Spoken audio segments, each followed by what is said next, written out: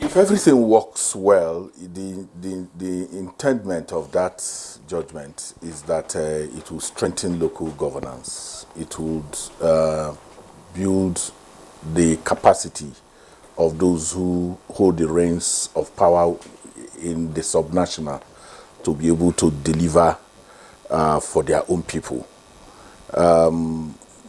So it's with excitement, I must tell you, that people received that judgment, because for me, the local governance is more important, really.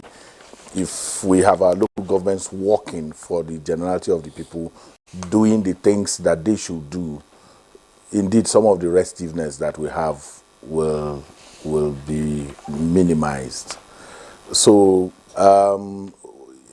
the challenge has never been for me, and that's where about judicial pronouncement is about the elite, the thinking of the elite, their value system. What do they really want? What are those things that that interest them? If what is of interest to them, then this is something that should be welcomed, and then to ensure that the majority of our people who live mostly in the backwater communities have a test of not just governance, but even democracy. Where do we teach our people democracy? Where do they learn democracy? If we have chosen to be democratic, then the place to teach democracy should be at that subnational level. And financial autonomy plus political autonomy will drive and produce democratic people. People who think democratically, people who truly are civilianized in their conduct, in language, in engagement. We're not having that now, because you have czars, if you like, you have emperors who still run these places as if it is still in the feudal stage. So this is some kind of an awakening, if you like, of the consciousness of the people to feel democracy, to participate in democracy, and then through it exercise governance.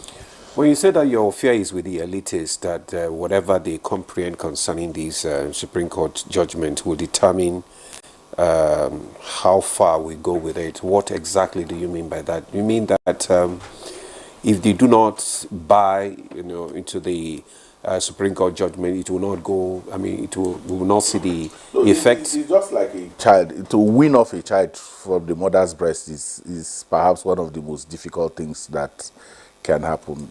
And that's because oftentimes you find out that the comfort that it provides is something the child does not want to lose. So the governors who have operated really in much more like I permit the use of that word, like emperors, have their stranglehold on the subnational, on local governance is tough.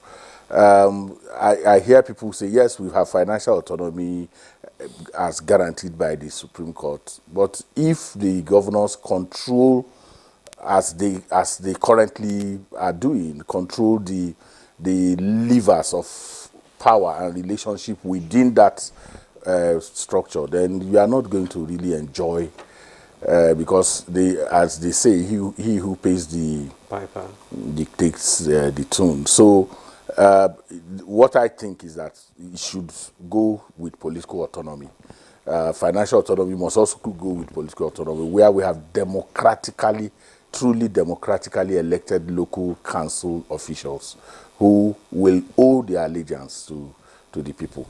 Most of the time now, the people who run local governments actually don't live in those local governments. They live in their capital, because every place the governor is going to, they have to be there, they have to show presence.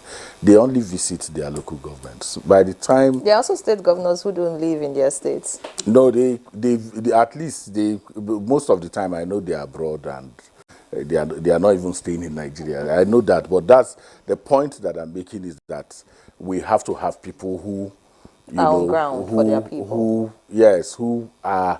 feel the pains of their own people. in the true sense of it.